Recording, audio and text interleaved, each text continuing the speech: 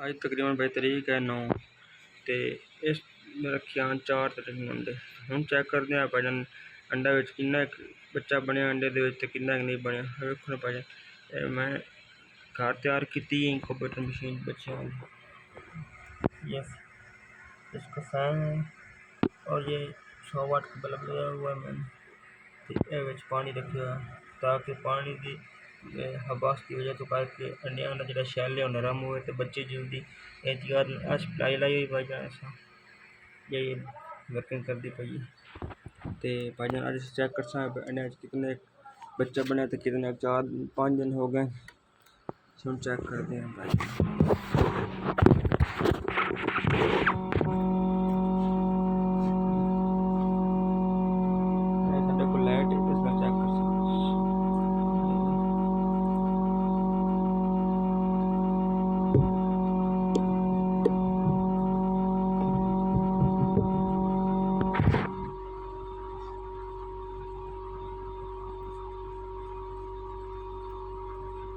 हाले तो वैन शुरुआत कोई नहीं हुई एंड पे भाईजान सर्दी यानी गाड़ी गाड़ी है बिच लेकिन हाले अंडा बनना शुरू नहीं हुआ ठीक है ना।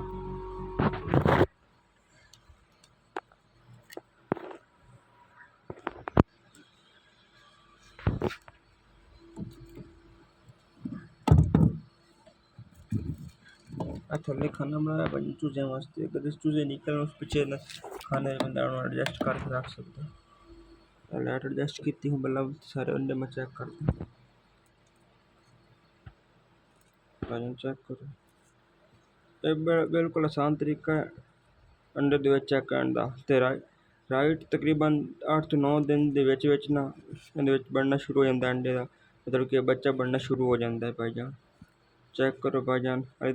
छोटी छोटी नाड़ियाँ बन रही अंडे दे विच नज़र नहीं पई ना भाईजान तुहानू ध्यान नाल वेखिया ते इहदियां भाईजान साइडां रोज़ाना चेंज करनी ठीक है ना मतलब कि अगले टाइम तुसां बी साइड रखनी ते पिछले टाइम मतलब कि शाम को लाके तुसां दी साइड ये कर देनी अंडे ते निशान ला लेनी ताकि पता लगता रहे। आज तकरीबन इसनूं 5 दिन हो गए अंडे रखे इंशाअल्लाह ताला इसमें भाईजान विचो राइट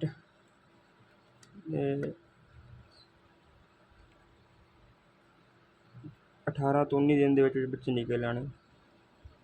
आ साइडा भाईजान चेंज मैं करता पिंडिया दी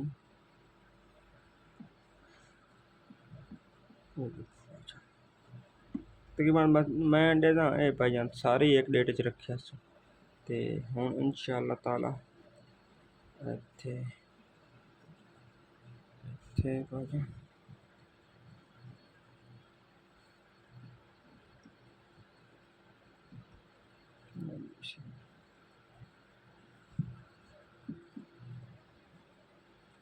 तुसां भाईजान टैंपरेचर इहदा ना 37 सेंटीग्रेड रखना 37 बिल्कुल 35 36 37 इस दरम्यान रखना भाईजान तुहाडे बिल्कुल फिट फाट 18 ਤੋਂ 19 दिन बच्चे बाहर आ जाए आराम सुकून नाल मशीन तुसां भाईजान जो बच्चे बाहर आने इनू 1 हफ्ता पूरा इस मशीन दे थल्ले खाने दे रख दें जी पूरा थल्ले खाना छोटा जिहा चूचें वास्ते चूचे अपने रखने ते आ भाईजान तुहाडे पानी वाले बोतल ये पानी में रद्द होया पिया शामी इस होना ये जाके शामी मुड़ चेंज कर दे पानी में इसको रखी हवा दे नाल हबस बनती है अंडे का शैल जो है ना ये नरम हो जाता है भाई ठीक है ना। आज की भाईजान यही वीडियो है अल्लाह हाफिज़।